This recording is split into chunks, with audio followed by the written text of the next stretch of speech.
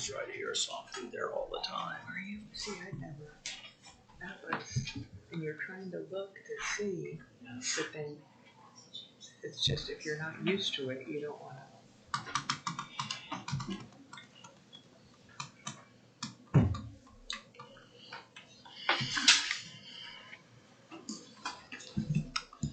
All right, we're going to call to order the Whitley County Board of Zoning Appeals, the regular meeting of Tuesday, September 24th, 2024.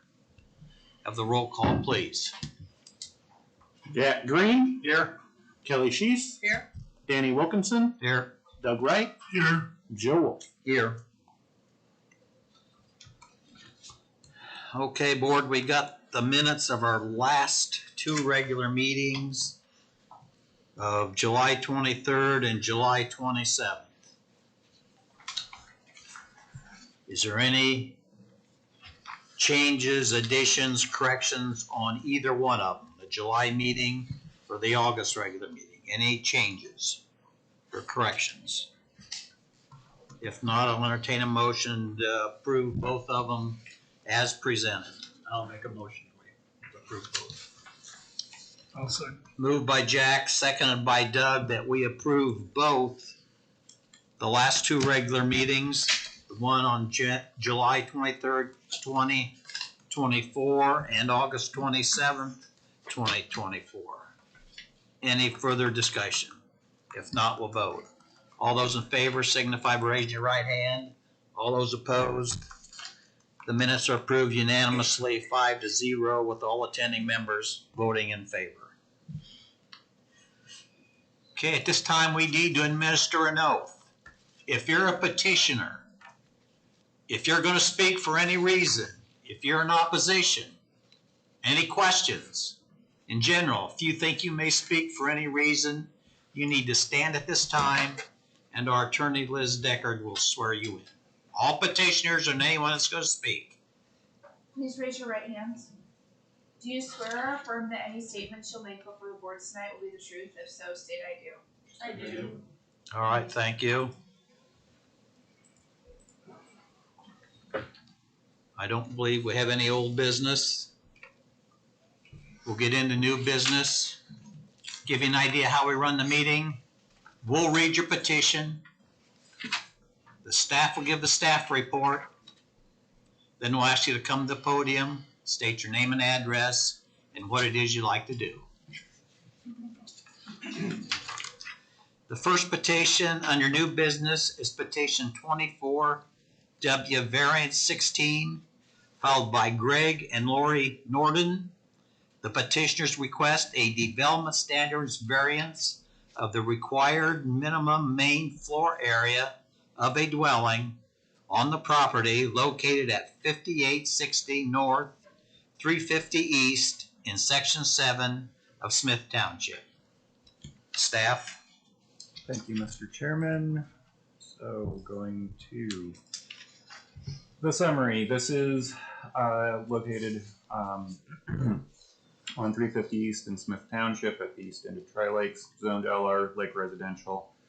What is being proposed is to take an existing detached garage, and they have already started the remodel, and then it became apparent that a variance would be required to continue it.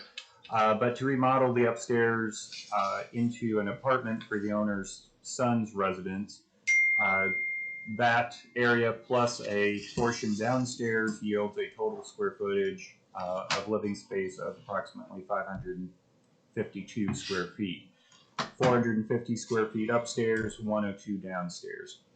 Applying the zoning code has minimum floor areas based upon the main floor area, with multi-story, as this would be, having a main floor area of 700 square feet, with a grand total of 950 square feet between all the floors.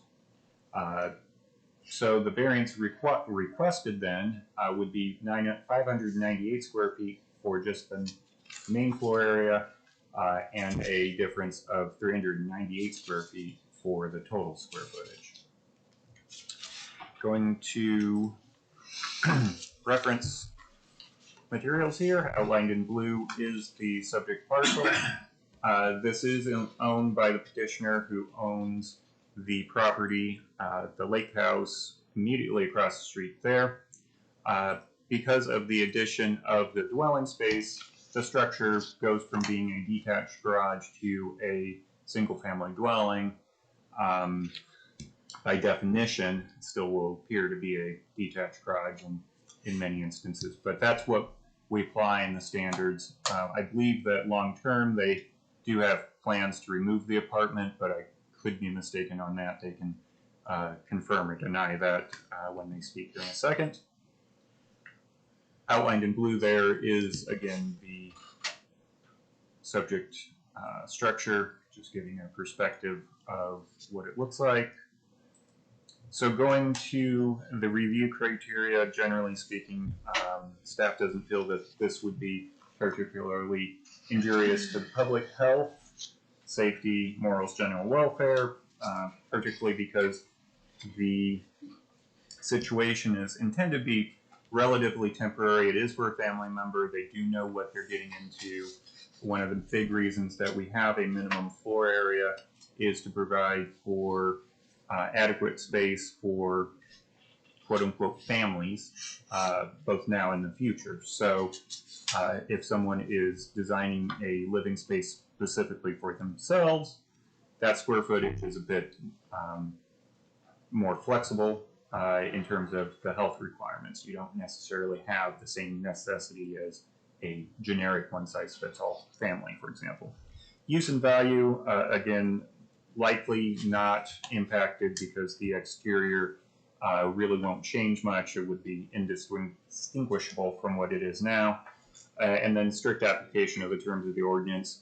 While they could convert the entire building and meet the minimum floor area, if they did so, they would remove the garage space that's there that they are planning on keeping, which would change the amount of parking available both for this property and for the main lake cottage, creating additional issues and so on. The fact that the zoning code is based upon main floor area and not just simply total floor area or a single floor area, that also comes into play here because of the greater variance for the main floor area versus the total floor area. Both need to be varied, but the significance is different. So additionally, again, this is, as I understand it, intended to be somewhat temporary and not a permanent situation, and the code really doesn't deal with temporary situations, temporary uses very well. So applying that does seem to create practical difficulty. I do have 3 suggested conditions, which I did not create a slide for, so my apologies on that. The suggested conditions are that it would be granted only for the petitioner and not transferable, that the structure is to be compliant with building and health code regulations, and finally, as we've done before when we've had a similar case, that a deed restriction be recorded to the effect that the living area is not compliant with the zoning code minimum. Any future owner must comply with zoning code standards or seek an additional variance. And that works hand in hand with that first one being non-transferable. Basically, if they want to transfer it, they need to come back and see you guys and reaffirm it, explain how they are okay with the reduced square footage. My apologies again on not having a slide on those like I usually do. Any questions for me? All right, petitioner, your representative, state your name and address and what it is you'd like to do, please. Yeah, Lory Norden, 5867 North, 350 East is the house, and the 5860 is the detached garage. Our son's been with us the last year. Some mental health issues, needed to be near family, but also to adult, and we very much want him to adult. So he's been above our garage, and just want to put water in downstairs as well to help him. Just to be able to do that, wants to be near family, but yet doing real well. So thankful. But. All right, questions, board of the petitioner? Any questions, board? Anyone here in opposition to this petition? Anyone have questions or opposition? There's no opposition this time. All right, board, if there's no further discussion, we need a motion, and if you so desire, these conditions in a motion. I move we approve developmental standards variance 24W, variance 16, with the 3 suggested conditions as listed. Is there a second? I'll second that. Oh, Doug, go ahead. Doesn't matter. Jack got it out first. Okay, it's been moved by Kelley, seconded by Doug, that we approve petition 24W variance 16, followed by Greg and Lory Norden, with the 3 suggested conditions that the staff put on. Any further discussion? If not, we'll vote. All those in favor signify raising your right hand. All those opposed? That also is approved 5-0, Hey, thank you very much. with all attending members voting in favor. Once your petition's done, you're free to leave if you so desire.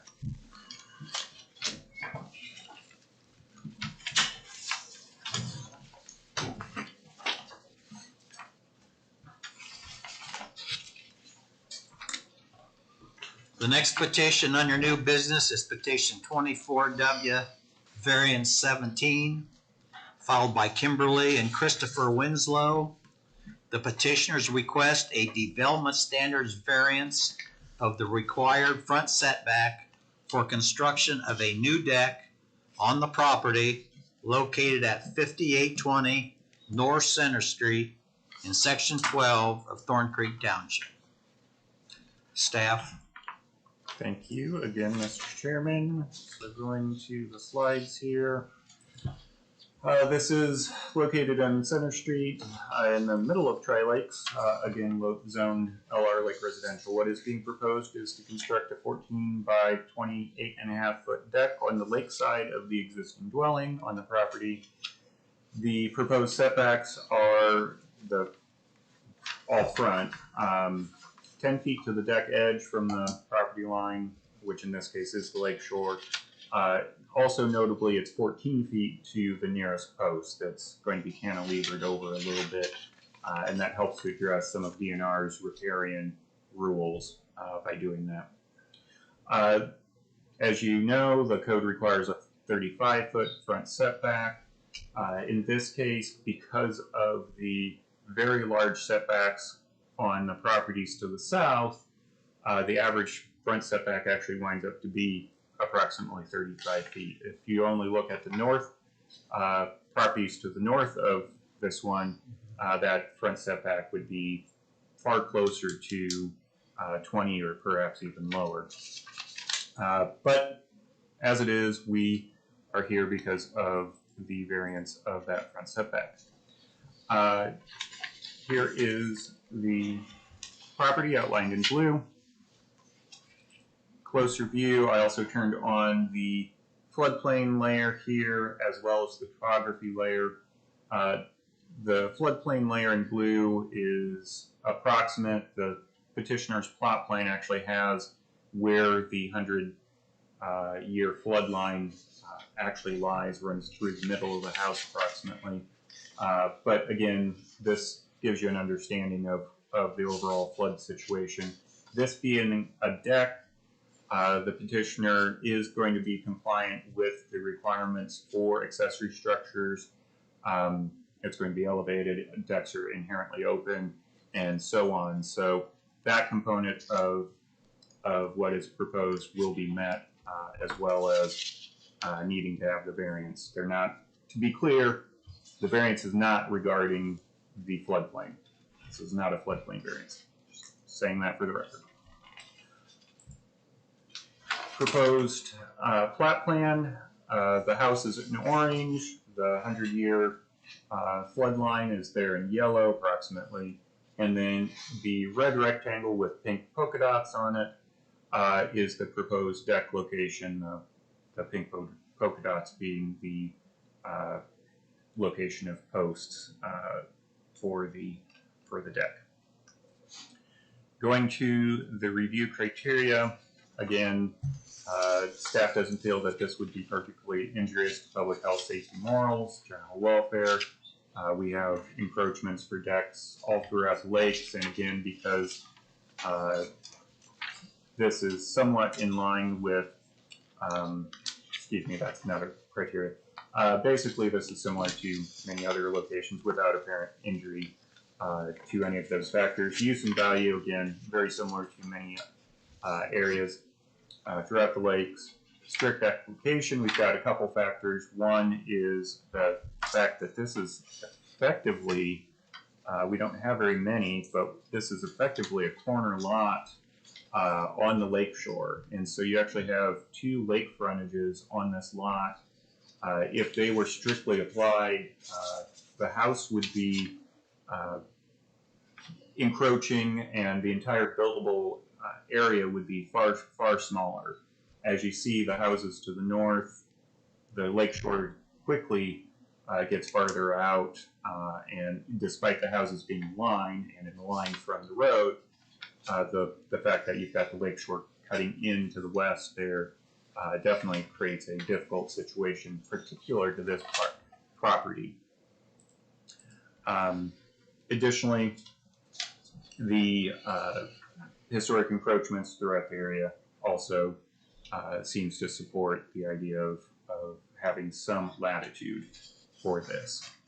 So that is the general synopsis summary of the staff report, and I did not forget to put a slide on here for any conditions because there are no suggested conditions on this one.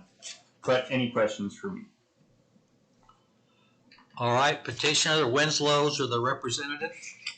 Name and address, please, and what it is you'd like to do. Absolutely. Chris Winslow, 5820 North Center.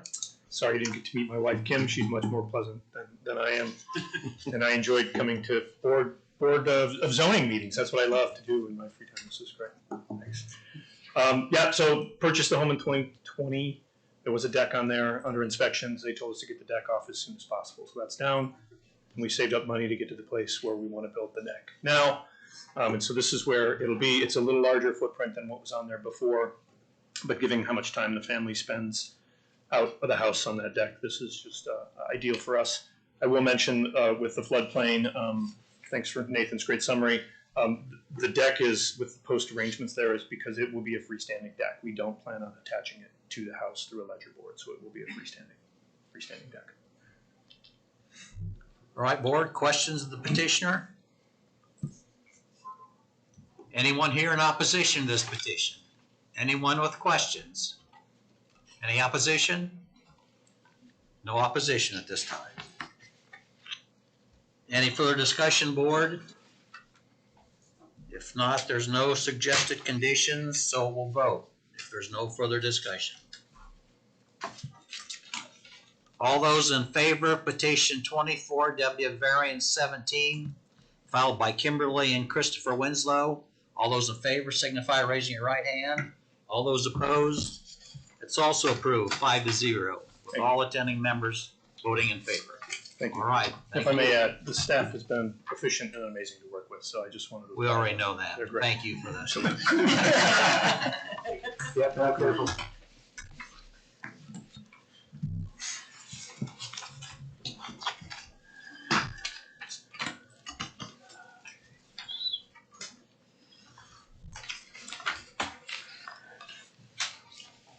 The next petition under new business is petition 24WSE12, filed by Dwane and Suellen Spurgeon.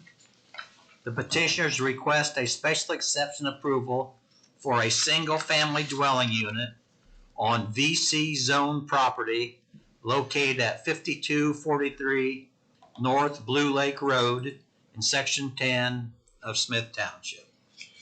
Staff. Thank you, Mr. Chairman, again. So going to the summary, this is 5243 North Blue Lake Road on Blue Lake. Partially zoned VC Village Commercial and partially zoned LR Lake Residential. Total parcel area is just over 19,000 square feet.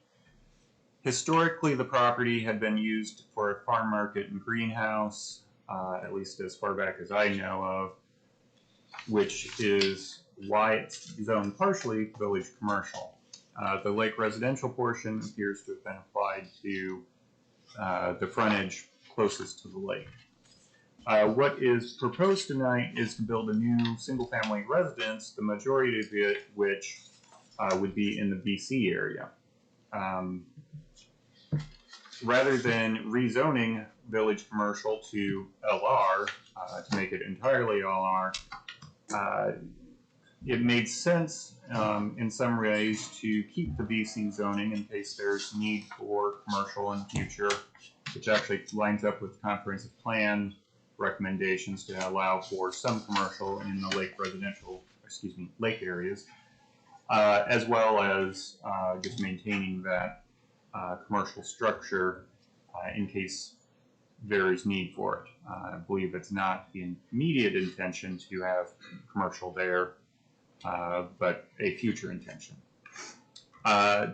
Earlier this year, we adopted some changes to the zoning code, which do actually now allow for single-family dwellings in the village commercial district as special exceptions. So this would be the first request. This is the first request under that code amendment. Prior to that amendment, the only residential units allowable in the village commercial district were upstairs apartments, which were kind of problematic if we applied VC where it made most sense in our small unincorporated towns, because you still have single family residential. So that's why the amendment came through and why you're looking at this as a special exception tonight, rather than the Plan Commission looking at it as a full rezoning of the entire parcel. So this is the subject parcel. Blue Lake Road goes along both sides of it. The zoning map for reference, the orange area there is the village commercial. The light green is lake residential. The proposed plot plan hatched area is the proposed house, and you can see it's pretty close to evenly split, but basically more than 50% is on the VC area side, or at least enough to say that it warrants a special exception review. And then finally overlaying the proposed location over the aerial.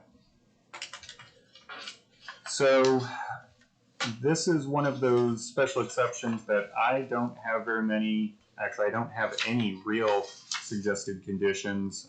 The one that is in the staff report is just granted as presented, which kind of goes without saying. And that is because single-family dwellings fit in very well with the lake residential area surrounding. It protects the potentiality, the potential use of some commercial there on a small scale. Like I said, that lines up with comprehensive plan. So I don't have many conditions, if any, to talk about, although I seem to have just done that. So if you want to add any, feel free. But otherwise, if you've got questions for me, I'd be happy to answer them. All right, petitioner, your representative.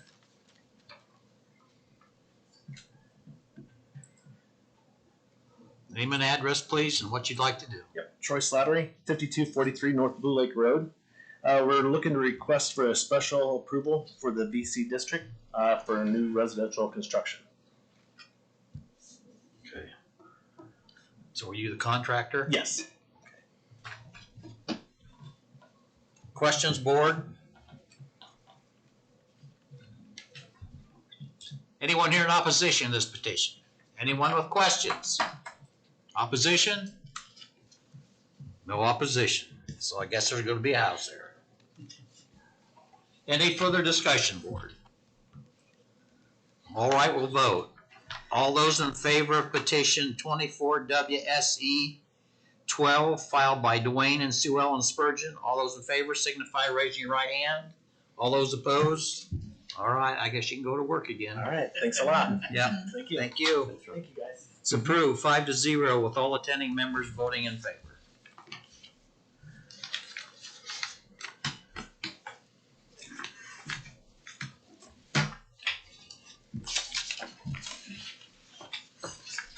The next petition on your new business is petition 24 WSE 13, filed by Elizabeth and Joseph Hill.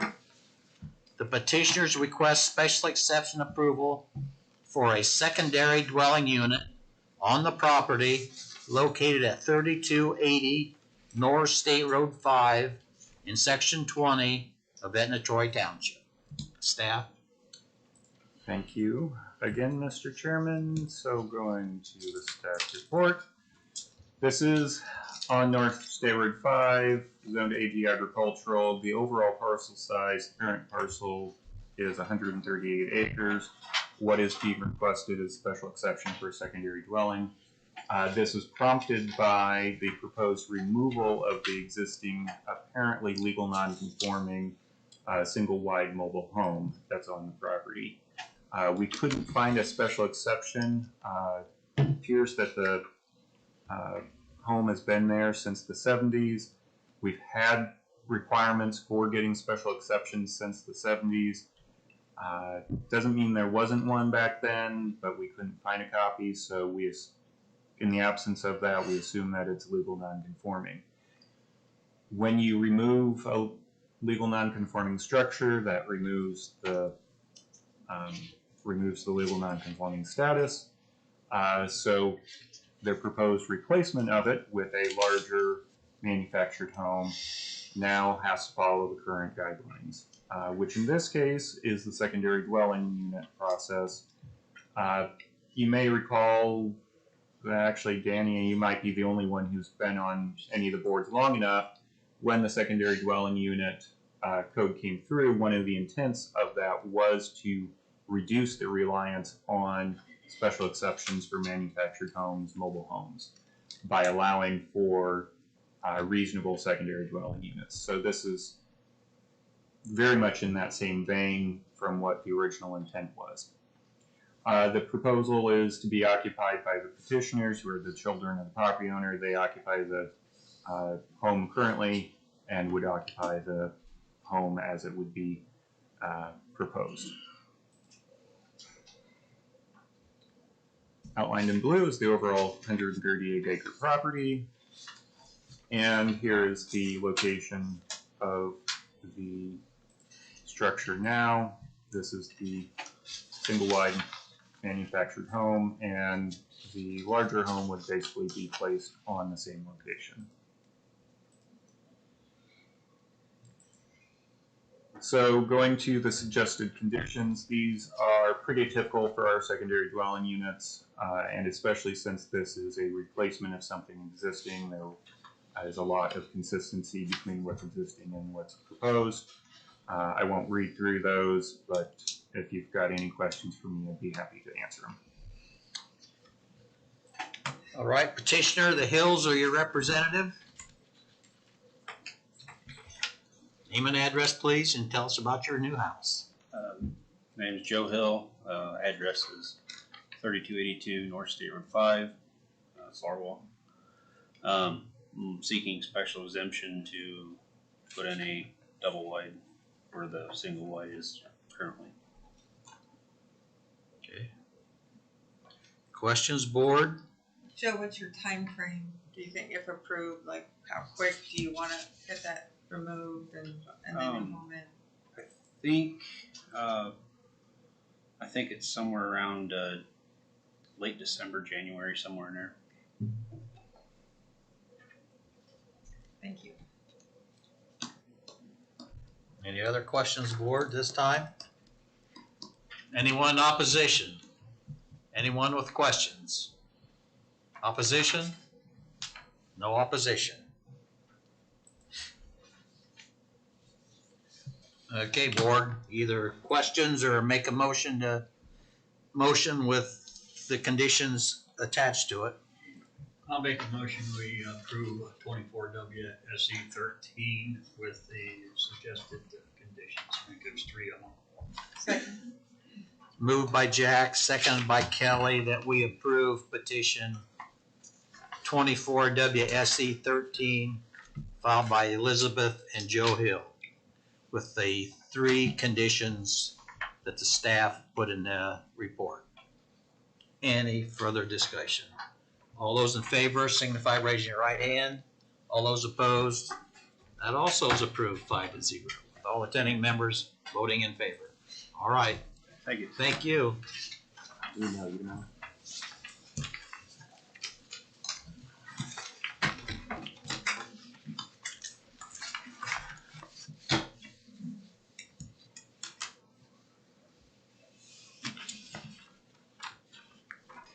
Next petition under new business is petition 24 WSE 14/24 W variance 15, filed by Horvath Communications, Gilliam Farms LLC. The petitioner requests a special exception approval for a communications tower to be constructed on the subject property located on US 33, about 1,400 feet west of 750 East in Section 3 of Smith Township. Variances are also requested of setback and landscape requirements. Staff? Thank you again, Mr. Chairman. So, bringing up the staff report. This is located on, well, near US 33, approximately 1,400 feet west of 750 East, zoned AG agricultural. Total area in question is about 10,000 square feet of lease area on the overall 20.5 acre parcel. What is proposed is a new telecommunications tower. In the staff report, it states that it's a 195-foot monopole tower. That is incorrect. It is a 195-foot, including the lightning rod, self-supporting lattice tower. So it's a tripod-shaped tower rather than a monopole. We copied and pasted from one of the previous monopole staff reports. Included is a 100 by 100 leased equipment compound and then a 30-foot wide access easement out to US 33.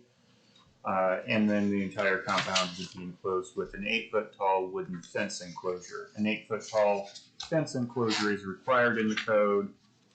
However, the code also requires landscaping. The thought would be typically a chain link fence with landscaping. They're proposing a wooden fence that would provide the same sort of screening that landscaping otherwise would be, which goes to the variance requests. The second one being the request to use the solid wood fence in lieu of the landscaping. The first one listed there is just as part of the AG zoning. AG zoning requires a 25-foot setback from side property lines, which would be applied to the equipment compound. As proposed, that's about 18 feet, so we're looking at a variance there. Also, the code does state that the overall setback of the tower itself is the height of the tower plus 50 feet.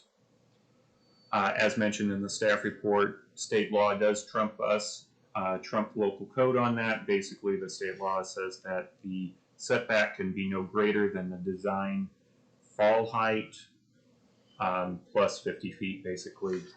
And so since this is designed to self-collapse, if it were to collapse in on itself, that collapse zone is 0 feet, and they do meet 50 feet. So that part of the code is met.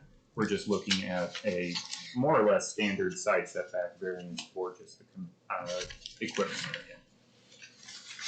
I will not go through all of the different aspects of the standards in the written staff report. If you have any questions on those, speak up. We'll go through the reference materials here. Outlined in blue is the overall parent tract. You can see, Brent, what is the mobile home park up here? I don't remember.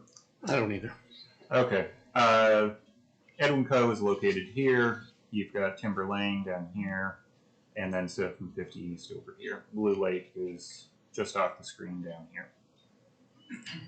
Closer view of the proposed site.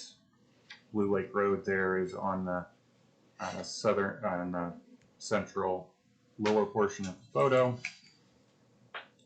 The overall site plan of the overall access easement and equipment compound proposed overlaid over the aerial. This is approximate. I couldn't quite get the scale exactly right, but it's pretty close.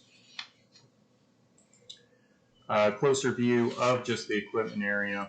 As you can see, the overall setback from here on over to the property line for the tower itself is, as I said, compliant with code, or at least by our measurement compliant. It's this measurement from the equipment compound on over that's the subject of the variance. The proposed tower elevation with both the Verizon wireless antennas up there at the top, and then 3 future co-location sites as well, which does meet the requirement for co-locations in the zoning code.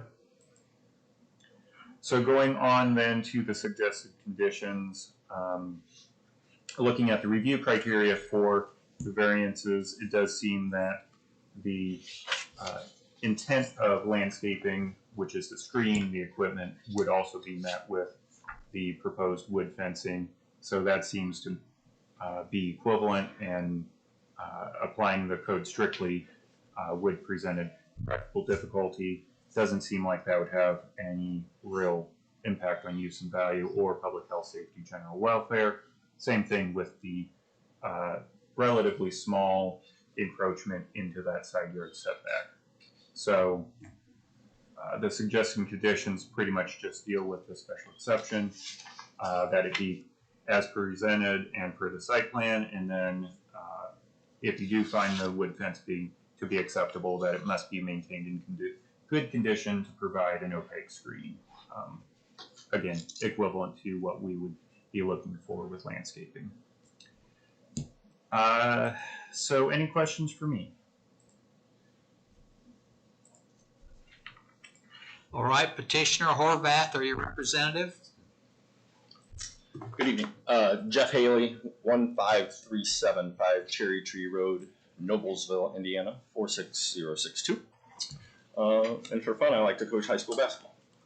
Thanks for your time. Nathan and Brent pretty much summarized everything as far as the setbacks and the wood fence. We found that too many times we'll plant this vegetation and it just dies within, 6 to 8 months. Speaking of pine trees, some of them grow taller than others, and it looks actually worse than, what the intention is to hide the equipment. So we've been putting up wood fences in lieu of that vegetation for a couple of years at most places now. So I know that you guys probably got most of the reports electronically. I do have hard copies if you need to see coverage plots or the structural analysis or construction drawings. Anything that you might want to see, I have hard copies of. Other than that, I will answer any questions that you might have. Okay, questions, board? Yeah, I have a question. Maybe I missed, Nathan might have mentioned, maybe I missed it. What is the height of this tower? Is it below the minimum for lighting, or? It is. So it'll be, the actual tower is 185 foot, okay. And then there'll be a 10-foot lightning rod on it. FAA states that lighting is only required if it's 200 feet or higher. So yes, there'll be no lighting. The reason I'm concerned is there's a private airport about a half a mile southeast of where it's going to be, and another one that is a mile west and 2 miles north. That's my concern. Yeah, and we per law, like we run an FAA and an FCC report, and it would have came back negative if they thought that was an issue.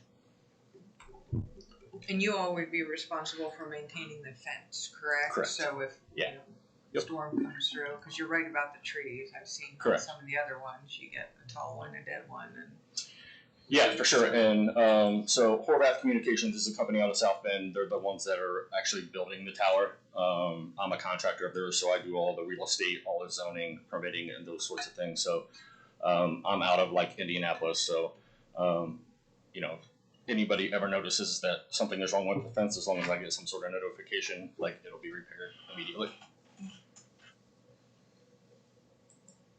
And the fence will be locked, by the way. So. Any other questions, board, at this time? Anyone in opposition or questions? All right. At this time, you can ask we'll take turns. You can ask questions of the petitioner. After you ask questions, then you may make any general statement that you wish, as the petitioner just made. And after that, the petitioner may rebut anything that was said. Okay, at this time, if you got a question, any questions, you can make general statements after the questions. Anyone have any questions of the petitioner at this time? Come up to the podium, please. State your name. I'm Jamie Smith. James Smith? Jamie. Jamie Smith. And what's your address, please? 6850 East, US 33. Thank you. Has there been any research as to why all the landscaping dies? Is there possibly radiation that kills off stuff from these towers? There's an awful lot of health concerns with these towers, and it would seem that it's strange they can't plant anything to keep them alive around. Well, concerning, should I rebut now? Yeah. No, just answer a question. You can rebut at the end. I have no information on any reporting being done as to why pine trees don't live 100% of the time. Shouldn't that be looked into? I mean, there's health concerns with these towers.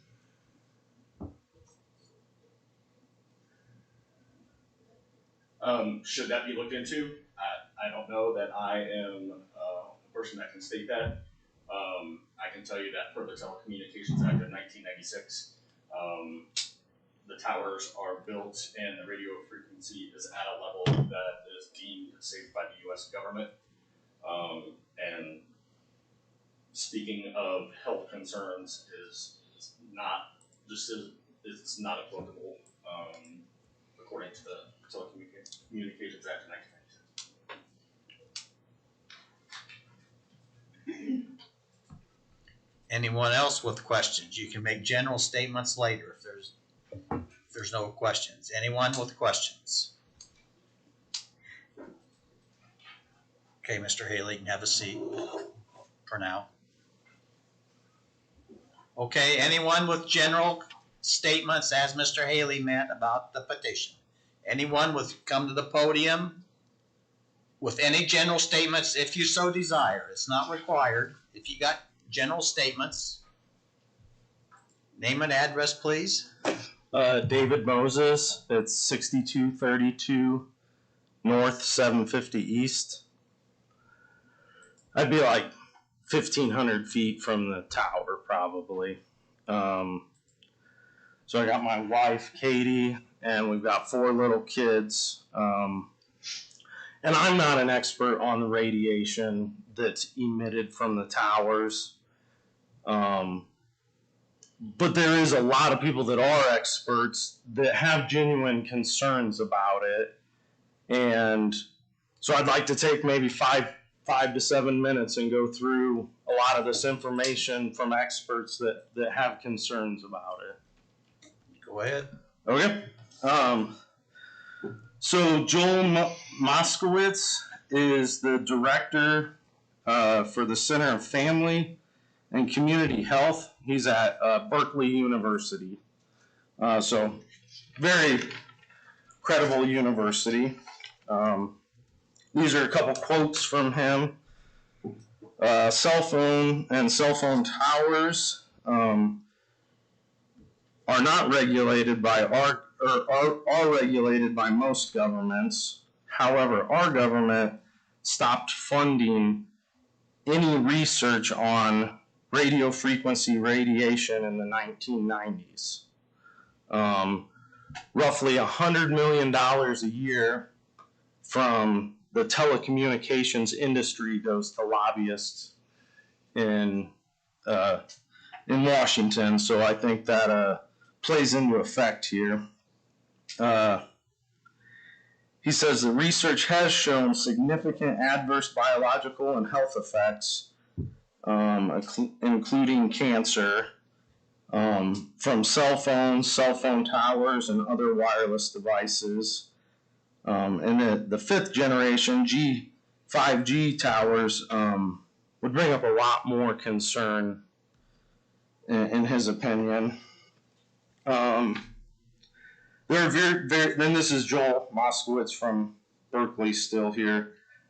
There are very few scientists in this country that are really that knowledgeable about the health effects of wireless technology. So he's not surprised that people are skeptical. But that doesn't mean that the findings aren't valid. So now I've got numerous studies that have been done, and internationally, globally. The first one is out of Italy, and it was called the Ramsey Institute. I might not be saying that right. But it was doing a study comparing the radiation that's emitted from a cell phone versus the radiation that's emitted from the tower. And basically, the effects that come from that are equivalent. So I've got quite a few studies here on cell phones specifically, but this study would say that the negative effects that you're getting from a cell phone would be equivalent to those that you would get from a radio tower, a communication tower.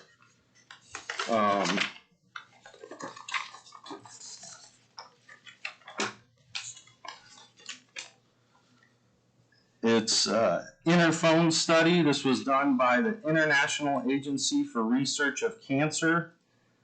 It was conducted from 2000 to 2006, and it was looking for a potential link between cell phone use and brain tumors. Their findings were there was an increase of gliomas and acoustic neuromas, and this was observed in heavy users, and then they quantified what a heavy user was, and this was back in 2000, and a heavy user would be approximately 30 minutes of use a day. I'd imagine most of us do that, but this would also be applicable to a cell phone tower. Dr. Leonard Harnell conducted several studies examining association between cell phone use and brain tumors. The highest risk individuals were those who were using cell phones before the age of 20. I've got 4 little kids that are within 1,500 feet of this tower. It indicates a strong correlation between cell phone radiation and cancer risks. This next study was done in France. It was called the creatinine group. It's an abbreviation, so I'm not sure exactly what that means. And their findings were that there was an increased risk of melanoma,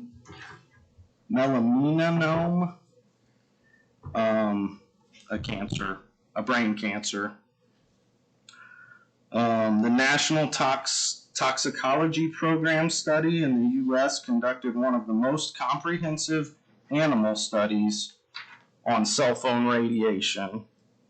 It said that there was clear evidence of carcinogenic activity in the male rats, including, I can't pronounce it, another kind of brain cancer, and then malignant, it's a heart cancer. I don't know how to pronounce the word. And they also observed DNA damage in the brain cells of animals exposed to the radiation. The Reflex project was a European Union that did effects into the radiation on human cells, and their findings were evidence of DNA damage in human cells exposed to radio frequency radiation, RF radiation.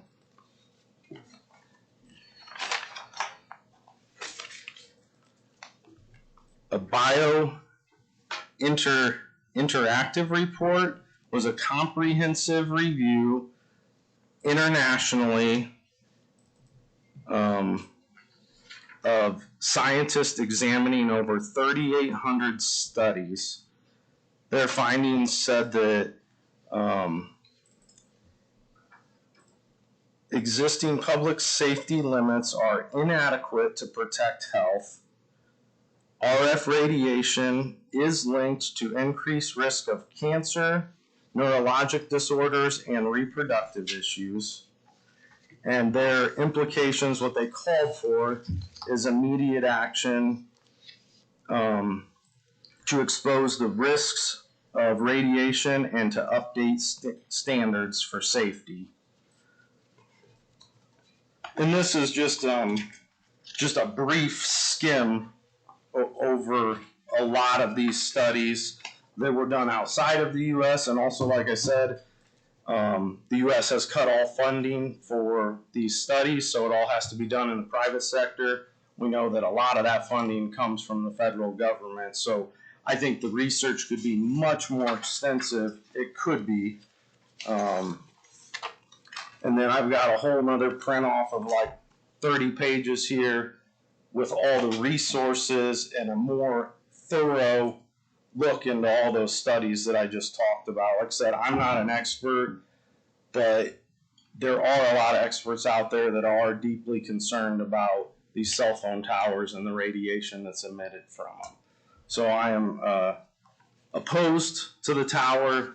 I'm concerned about my 4 little ones, and I would like it to be somewhere not right next to my house.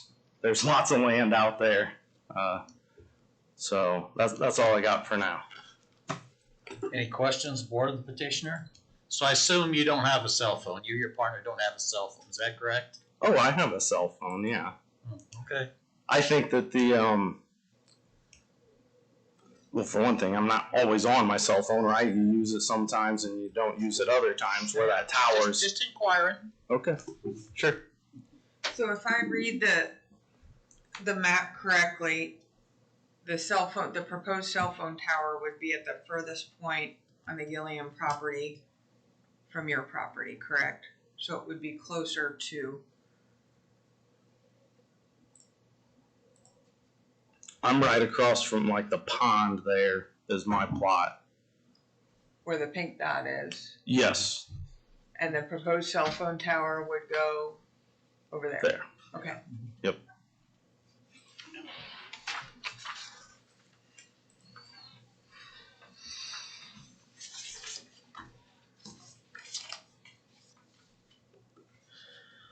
Any other questions, board of the petitioner, or the gentleman in opposition? Any other questions of Mr. Moses? Okay, you have a seat at this time.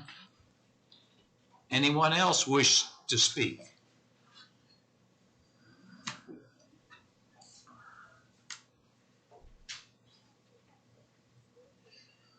Hello. I'm Jessica 4, 6249 North, 750 East in Cherubusco. I own the property directly north of the proposed tower location. On the printouts that you have, it may be 2 parcels, and that's because we initially purchased 10 acres on 750 East in 2018, and we recently purchased 8 acres south of that from Gilliam Farms, and that's the property directly north there. And we purchased those 8 acres because our dream is to dig a pond there. And that's been our dream for quite some time. In fact, we're planning to break ground after harvest of this year. So it was extremely disheartening to hear that there may be a tower directly next to our pond. We're very concerned that this would be an eyesore 800 feet from our front door, and much less from the edge of our pond when it's there, as you might imagine. Additionally, we're concerned about the potential impact on our property value, although I respect staff's comments that that may not be a concern. It was something that came to mind for us initially. My husband and I are Whitley County natives. We are proud Busco landowners, and we are also loyal Verizon customers of many years. But today, I'd just like to kindly request that you consider an alternate location for this tower. Thank you very much.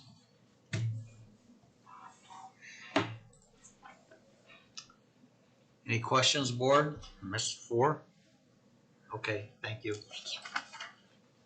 Anyone else wish to speak? The podium's open for anyone else who wishes to speak.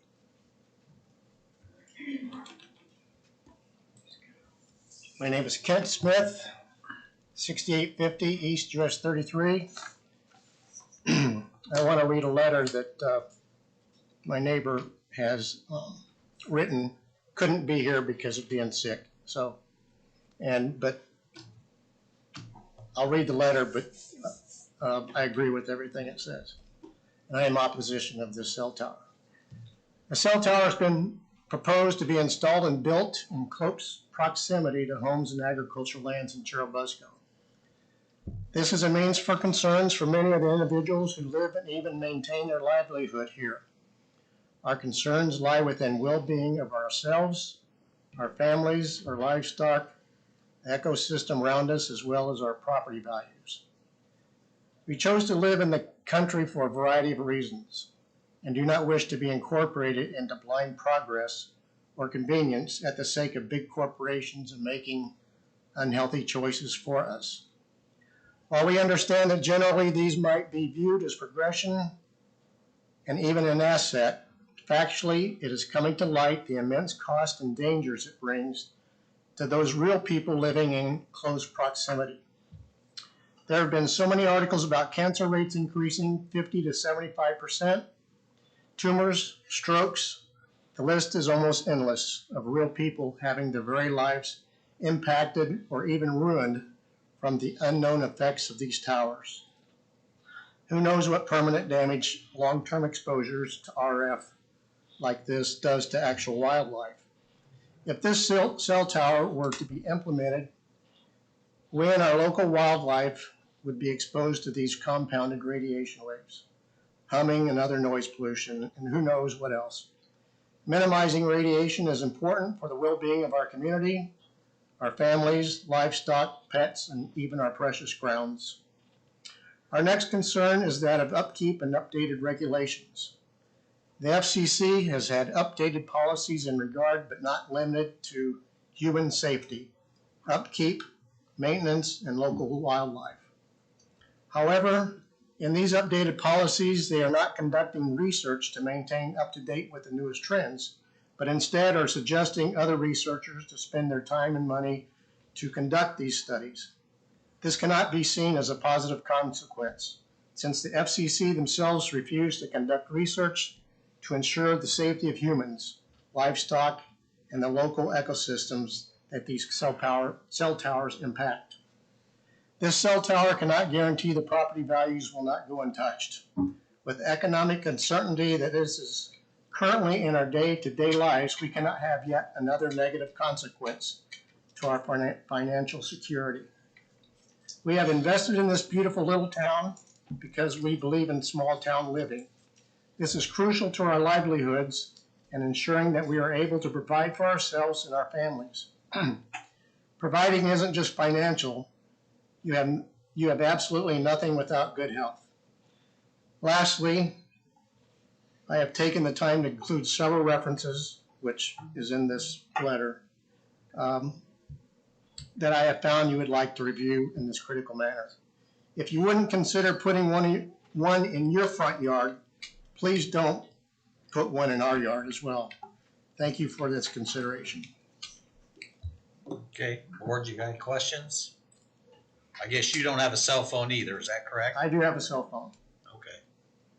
But like the gentleman said, Huh? like this maybe both folks said over here, that it'd be nicer if it was I understand, not my backyard. my backyard, correct. Did you say you read that letter from someone, or that was your letter? This was not my letter, it was written from a neighbor. Who is it? Who is it, and what's the address? Chris and Lisa Johnston, 6955 East US Highway 33. You want a copy of it, staff? Yes, please. Unless we already have a copy. Yes, if we could get a copy. A copy, or just give it to them? Yeah, you can have that. Thank you. Any other questions, board?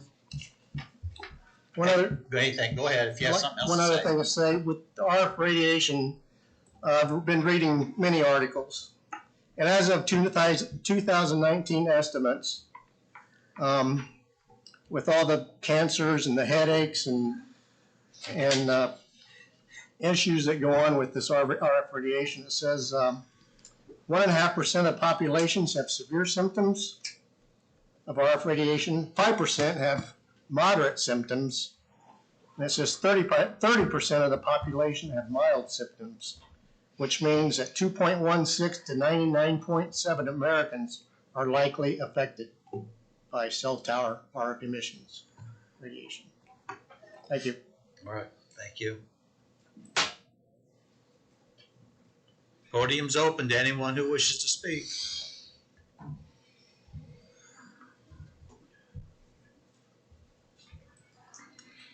Caitlin Moses, 6232 North 750 East. We're directly north of that pond across the road. And while we may be from the furthest point of his parcel there that's proposed for the tower, it's 1,500 feet, and it is directly across the field. So when we open the front door of our brand new home that we've lived in for less than 48 hours, that's what we're going to see, and that's going to be the view. So I'm opposed to it for all the reasons that my husband went on about. We have 4 wonderful children, 8 and under. We possibly might have more children, and we love to be outside, and the less radiation, the better. So it's not an arguable or it's a known fact that some amount of radiation is emitted from these towers. Yes, I own a cell phone because I don't have a landline, but my cell phone's on airplane mode most of the time. We're the kind of people that try to limit the exposure of those types of things. And when we were actually looking for property, that was literally part of our conversation of where actual radio towers were placed and stuff, knowing that new ones can go in, of course, but the timing was just kind of unpleasant for us because we just moved in this past weekend and got the letter a couple days ago because our mail was forwarded, so we got it a little bit, later than everyone else. But yeah, multiple reasons. The view wouldn't be good, and we'd just rather it not be there. He's got other farmland, and I'm sure Hovarth, they could possibly work something out somewhere else. Thank you.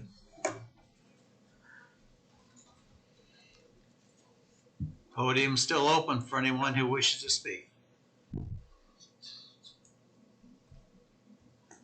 One more time. Anyone else wish to speak? Okay, Mr. Haley, you may rebut if you so desire. I'll just be real quick. I appreciate everybody's comments. And there's no good way to say this without coming across kind of brash, and I'm really not trying to be brash, but the Telecom Act of 1996, issued by the federal government, states that you cannot argue the placement of a wireless communications tower due to health and safety purposes or because of scenery, and that you don't want to look at it. So it's clearly in that Act of 1996. And I will tell you that the biggest reason that they're looking for this in this certain area, first of all, 82% of all 911 calls last year came from a cell phone. And like a couple of people had stated, they don't have landlines. Landlines are a dying breed, right? So I have Verizon. When I was out there, I had one bar, so I know that it's definitely low. I have coverage plots that'll show you from an RF engineer that it's incredibly low out there. So there's going to be a push across a lot of rural areas. Like I'm dealing with it in the Midwest, all over the place, where there's subpar service because the amount of 911 calls that are coming from cell phones these days. So, like I said, I'm not trying to be brash to any of these folks. I totally understand, but the Telecom Act of 1996 clearly states, and I will add that every single tower that is proposed to be built has to be ran through an EME report, electromagnetic, and if it doesn't meet a certain level, then we wouldn't be able to build it. So, Does the property owner still intend to farm around that area as correct, yes.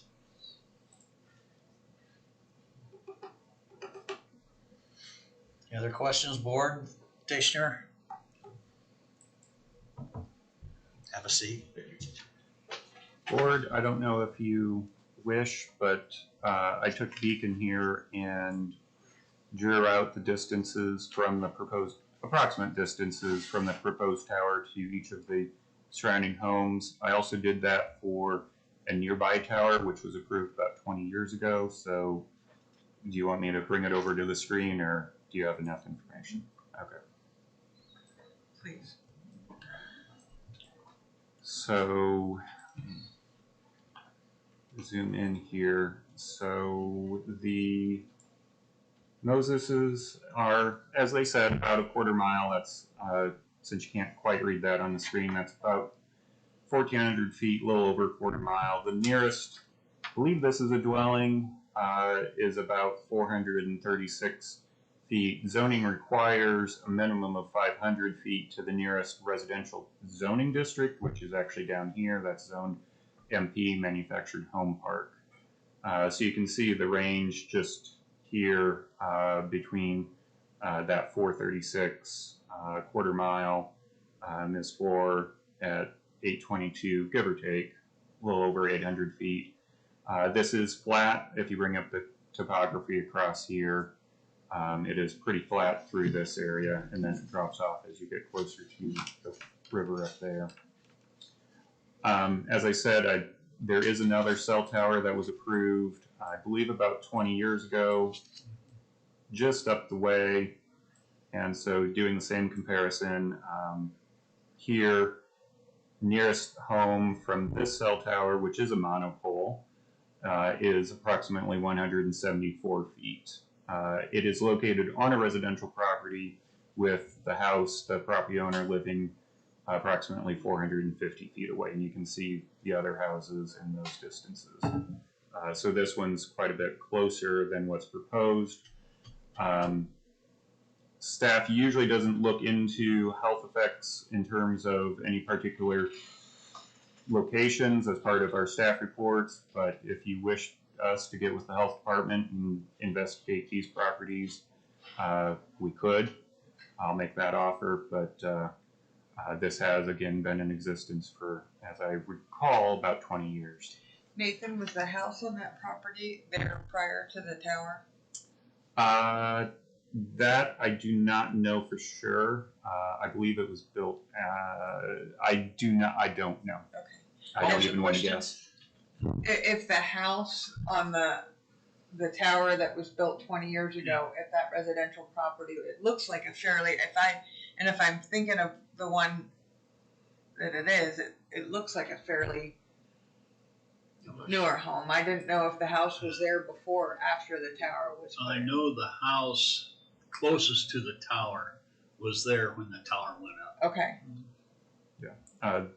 This one right here, yeah. Oh, I'm sorry. I'm thinking the one back the lane. Back lane. Right. Yeah, Yeah, that is a newer. the newer That one. was That's the that's one. built after the tower, I believe. Okay, and then back to the proposed location that you had up. I don't know if you can, how many of, remind me notification wise, like down along Dogwood Lane or Blue Lake Road, how many of those residences would have gotten notification letters? Brent, do you have that? I have the list of people, but I don't have the printout of That's okay. I'm What it just was. kind of just 2 ballpark. property owners deep or 660 feet from a property. That's what, okay. Thank you.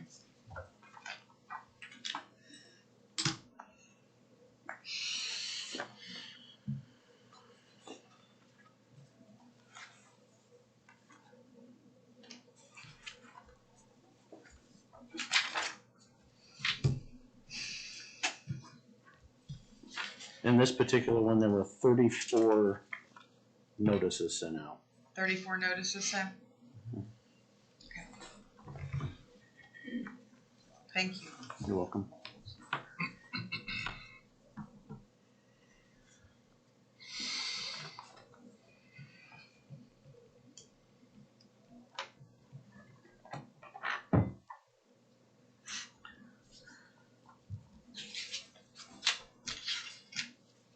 Any further discussion, board? Any other questions?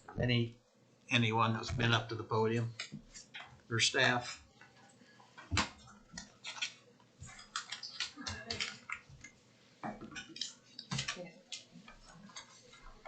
Yes, ma'am. Come up here.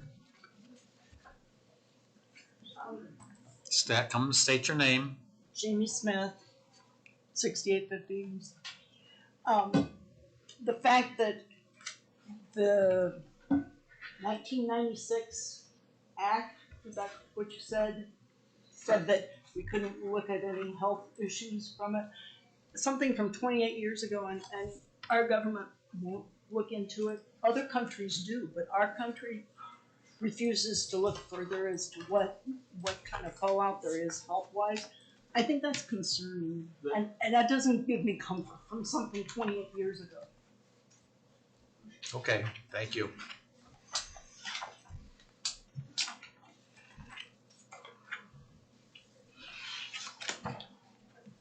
Kelley, to answer your question about the year of the house construction, per the assessor records, it was constructed in 2014, which I believe was after the construction of the tower. Thank you.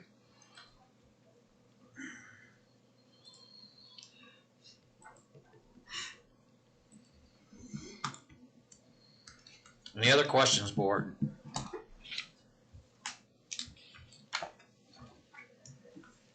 Staff has suggested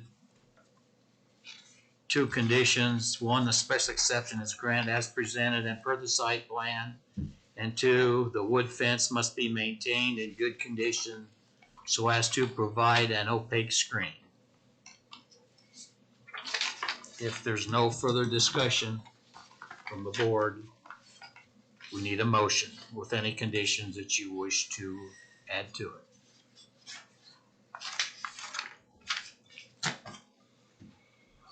I'll make a motion that we approve 24W special exception 14 and 24W variance 15 with the 2 listed conditions. Moved by Doug, is there a second? Second. Been moved by Doug, seconded by Joe, that we approve petitions 24 SE 14 and 24 W variance 15 filed by Horvath Communications and Gilliam Farms LLC with the 2 conditions presented. Moved by Doug and seconded by Joe. Any further questions or discussions? All those in favor signify by raising your right hand. All those opposed, it's approved 5-0 with all attending members voting in favor of the petition.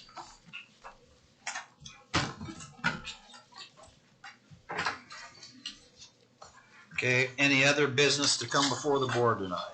We do have a couple of updates. So Brent, you want to give an update on Yoder? Yeah, so I made a phone call to Amos J. Yoder today regarding the progress of the screening and whatnot on the sawmill pallet lumberyard use. He has already went through the purchasing and scheduling of trees to be planted. They will be planted the first week of October. So just kind of giving you an update on where that's at. I do have a question because I want to be able to tell him properly what the request was for him to come back at the October meeting to visit again.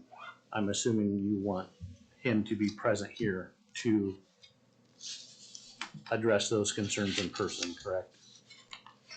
I think it would be helpful Okay. if it's That was what I, feasible for that's him. what I felt. I just didn't want to tell him wrong. So, thank you. The other update from that same meeting is about E-Brewing Company and the tap room situation. It's our understanding that they have events scheduled on the property on Tuesdays and Wednesdays and Thursdays starting this Wednesday.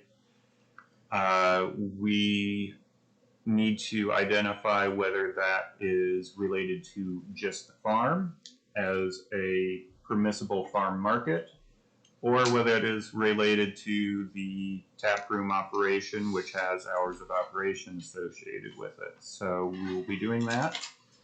We were also made aware of a large event that, well, I don't know if it's large, an event coming up next Monday, also on that property. Again, not sure whether it is a farm event, which is permissible in the AG district, or whether it is related to the tap room and brewing operation, which, again, you guys have been very clear about the hours of operation on. So we are very aware of that, and whether there'd be in any operations, whether there are event components to that, bands and so on, or if it's just simply party or just having people and being open.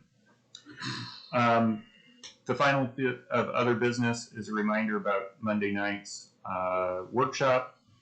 Tentatively, I say now tentatively, going to be about comprehensive plans and hopefully a nice discussion among the different jurisdictions. However, that topic may change if we don't get a critical mass of people, which is looking less and less likely, or I may cancel it altogether. I will let you guys know, I will let everybody know by the end of the day on Thursday, depending on how many RSVPs we get. It does make sense in some ways to go ahead and hold it and have an alternate topic rather than comp plans. But we'll just, I'll make that call on Thursday and let you guys know. So, Any status on Lorwell? yes, actually, sort of. Let's say that. The Holes property there along the railroad track, between this office, the health department, and the town itself, we each are working with them in different respects of each of our codes. The last word I had from Mrs. Hole was that they will just, they are no longer going to try and pursue any sort of alternate fencing or screening. They're just going to clean up the property. That was as of 2 weeks ago. And as far as I know, there has been very little progress made. Especially since she would remove the trailer, one of the trailers, almost immediately. So we will need to prod that a little bit more. Health department is tackling the vehicles that may or may not be plated, any junk on the property, and then trash is basically the town's responsibility. So we're all in very much alignment, and the Holes are, I think, seeing which is the easier way out. So, any other questions for me? E-Brewery, are you getting this complaints, or are you getting this information from their own website or someone outside of the website, or combination? Combination. They do have the brewery logo in promoting their Wednesday and Thursday night events. Right. And that is, Yeah, the Facebook post says at eBrewing. It doesn't say it was so it could be misconstrued by. Yeah. And that's an important distinction, because what you market your business as isn't related back to zoning. You could call it whatever because it's a landmark location. People know where eBrewing is, but they don't know Esterline Farms. So really has to be investigated to say, what exactly are you doing? So. Or adjourned.